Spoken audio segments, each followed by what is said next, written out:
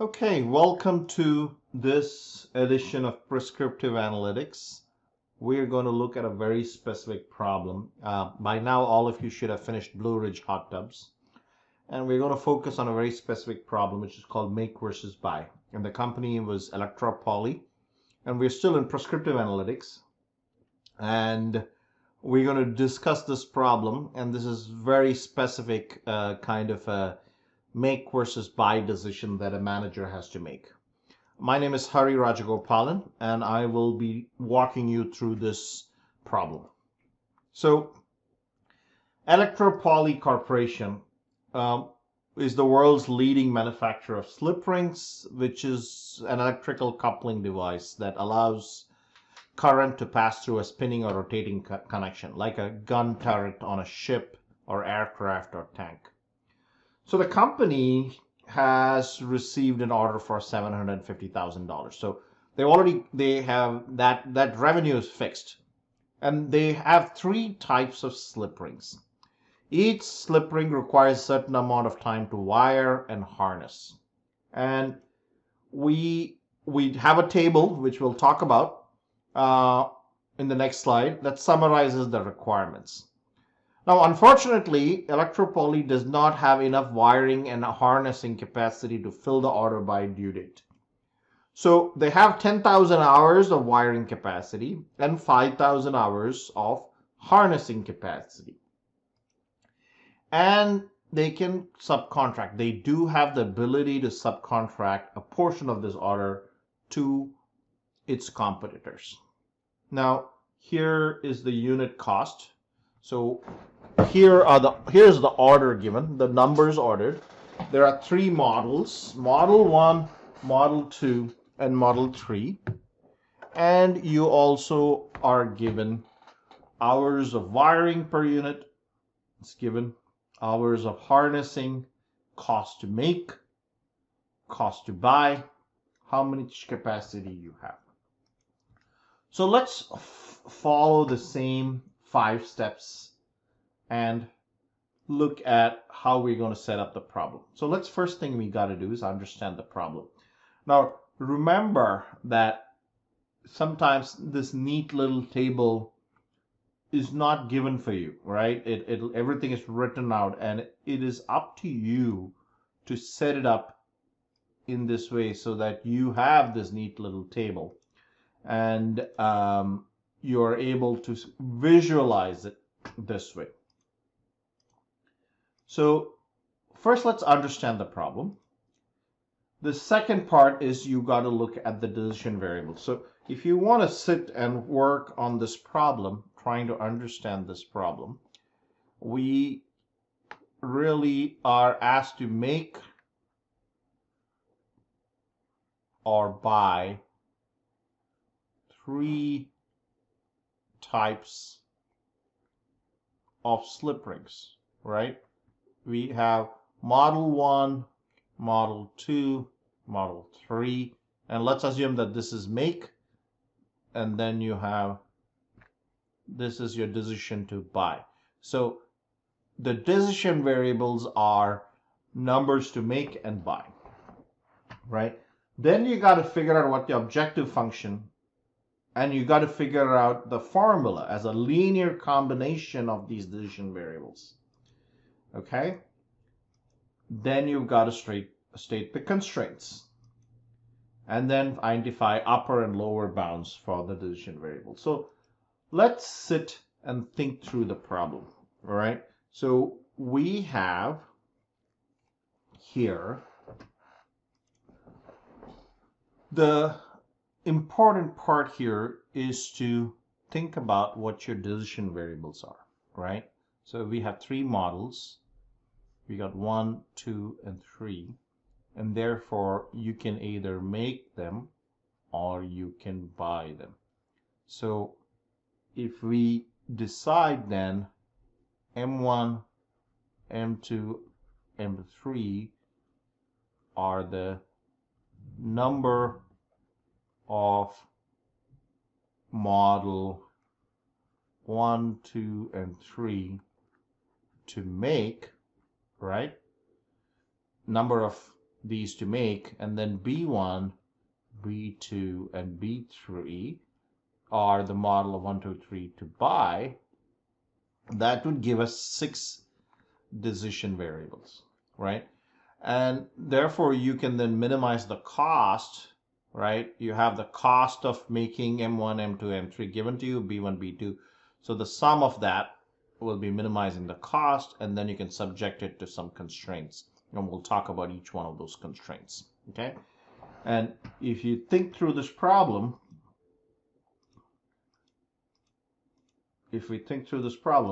the constraints are, we got 10,000 hours of wiring, 5,000 hours of harnessing for making, right? There's no, and then you have to make or buy 3,000 Model 1. You've got to make and buy 2,000 Model 2. You've got to make or buy 900 Model 3 at least, okay? So this table here gives you a nice view of everything. So let's go and look at the decision variables. We've already talked about this, M1, M2, M3, B1, B2, B3. There are 6 decision variables. And you want to minimize the total cost of filling the order.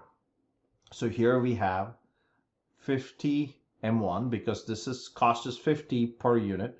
And if you make M1, that's going to be 50 times M1, right? And then the cost of B1, the same thing is 61, so it's 61 B1. Similarly for M2, it's 83 M2, 130 M3, 97 B2, and 145 B3, right? For those of you who don't understand this, again, if you make one Model 1, it's going to cost you $50. If you make 2, it's 50 multiplied by 2. If you make 3, it's 50 multiplied by 3. So if you make M1, you don't know how much you're going to make, but you make M1, that's 50 multiplied by M1. Similarly for M2 and M3, and these are per unit costs of buying these, and therefore how much you're going to buy, you multiply it by how much you're going to buy, that'll be the total cost. And then we have these demand constraints. So you are required to make 3,000, you at least make or buy, because they place an order for 3,000. So make or buy, you know, the total amount is going to be 3,000. For Model 2 is 2,000, and for Model 3 is 900. These are your demand. And then your resource constraints, remember, you don't really consume any resources for buying, so you don't have to put any B's there. But you've got to put, you have 10,000 hours of wiring, so it's 2 times M1, because you need 2 hours for every Model 1, 1.5 for every Model 2. So you're going to multiply it times the number of units you're going to make, right? And similarly here for harnessing. And then your non-negativity constraints are, all these are positive values, right? This is your mathematical model. So the next step is, how do you put this in Excel? And you're going to follow the same steps you did in the previous problems, except now you're going to have M1, M2, M3, B1, B2, B3. So you will have 6 variables. And I'm going to show you an example here. And I'm then going to show, let's go to Excel and look at this. So we're going to have M1, M2, M3. You're going to leave these decision variables. These are your decision variables. This is the answer actually. And it's blank. And here is your objective coefficient, right? You will notice here that if you look at the previous formula, you'll say there is no M2 or B2 there. So it's only M1 and B1. So how are you going to fill it up? So you put 1 under M1, 1 under M2, and M2, M3, B2, B3 remain blank or 0. Either way, it's fine, right? When you multiply 0 times this is no longer exists then.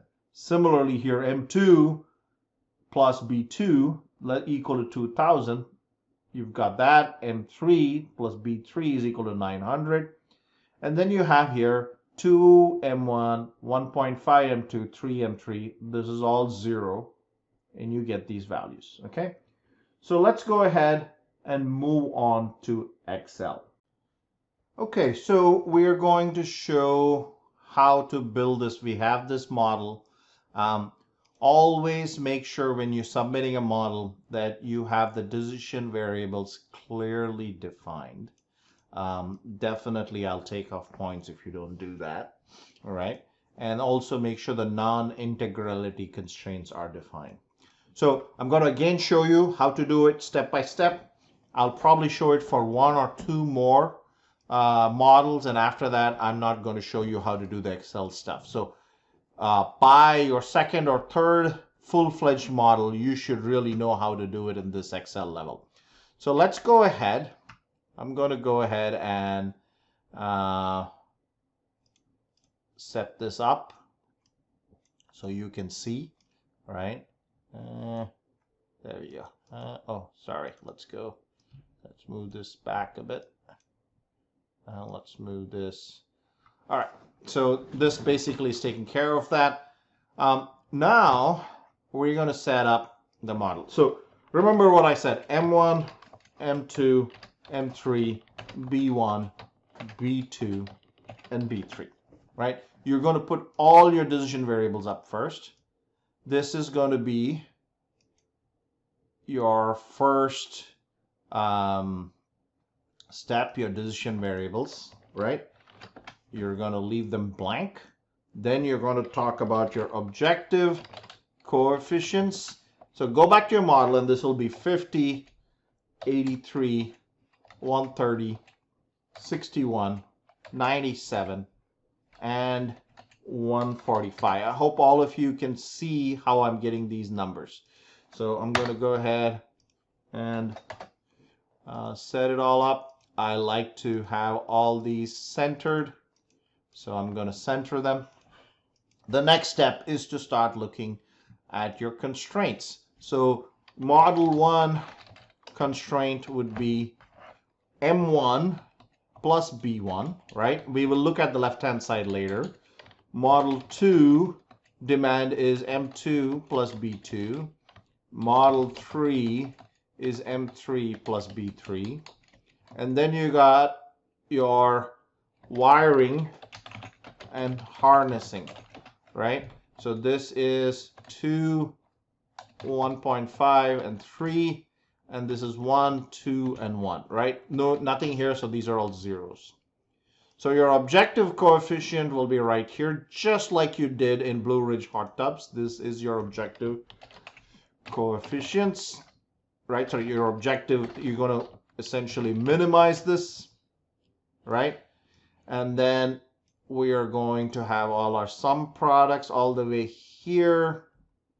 So let me go ahead and make that blue. These are all, first 3 are equal to signs, the next 2 are less than or equal to signs, and then we have your actual values, which I'll put here. Okay, so this should take care of, and I'm just going to go ahead and format it. These are all in dollars, so I'm going to go ahead and put currency there, right? So this here, I'm going to put a different color for objective coefficients. Let's make that this color, and this will be green. Once we have set this up, we are not touching anything here. These are the only ones we're going to touch, and then these decision variables. So we're going to start with sum product. You're going to select all of them, F4, comma, and then here you're going to select this. Make sure when you're doing this, H2 to M2, H3 to M3, so that's correct. And now you can copy all of this down, right? So you can double click on them, make sure they are correct, right? And you can see they're all correct. So now we're going to focus on this as this is your objective. These are your decision variables, and then these are your constraints, okay? All right, so let's go to Analytics Solver, Optimization. Let's go click Objective, and you'll notice by default it puts it at max. You've got to change it to minimize. Your decision variables are these 3. Click OK. your constraints, these three constraints are equal to these three, add, and then these two constraints are less than or equal to these two. You're going to go ahead and say okay.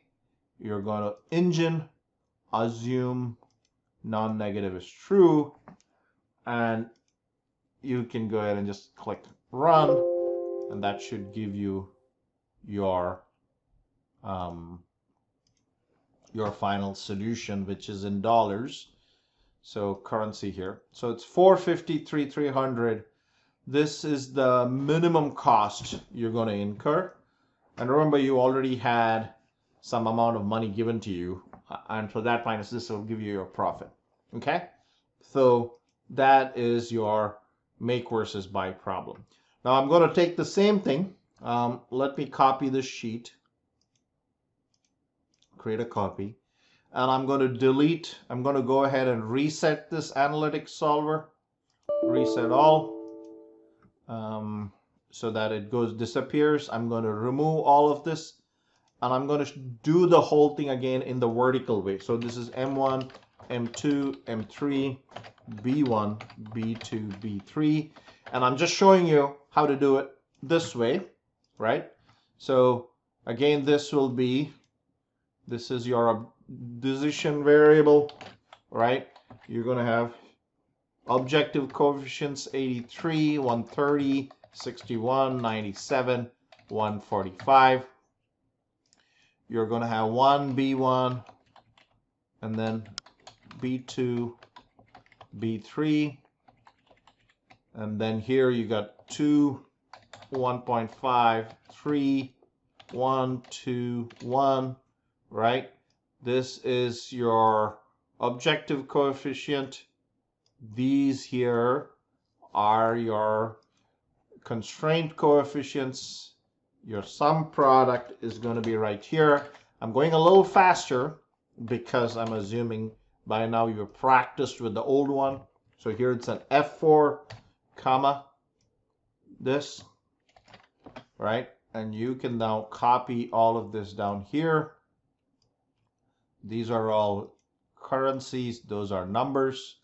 So let's go ahead and I like to color code because otherwise you end up getting lost as our problems get bigger and bigger. You will start getting lost in these numbers. So good practice to color code, right? So here we go. These are less than, and then these values copy, and I'm just going to transpose it so that there you go. You can put them in. So now that you can do the same thing. You have optimization. This is your objective. You've got to change that max to min, right? You got your variables here. Your constraints are this.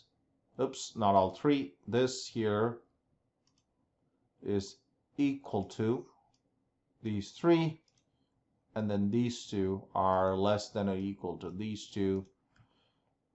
Assume non-negative is true, and you don't have to change it. You just automatically select engine and it will recognize this is linear and change it, and it will give you the solution.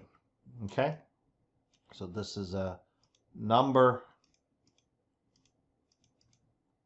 and there we go. So we end up with a similar solution here. So you notice 453, 300, 453, 300, and here's the solution. It's telling you to make 3,550 and 900, and then buy the second one about 1,450 for the second one. All right, and that's pretty much your make versus buy problem. I've done it in the horizontal method. I've done it in the vertical method. What you should do now is to repeat this. Do exactly what I've told. So practice Excel. Make sure you can do Excel so that later on you can focus on the math. Okay? I'm going to stop right now and let you guys practice with Excel.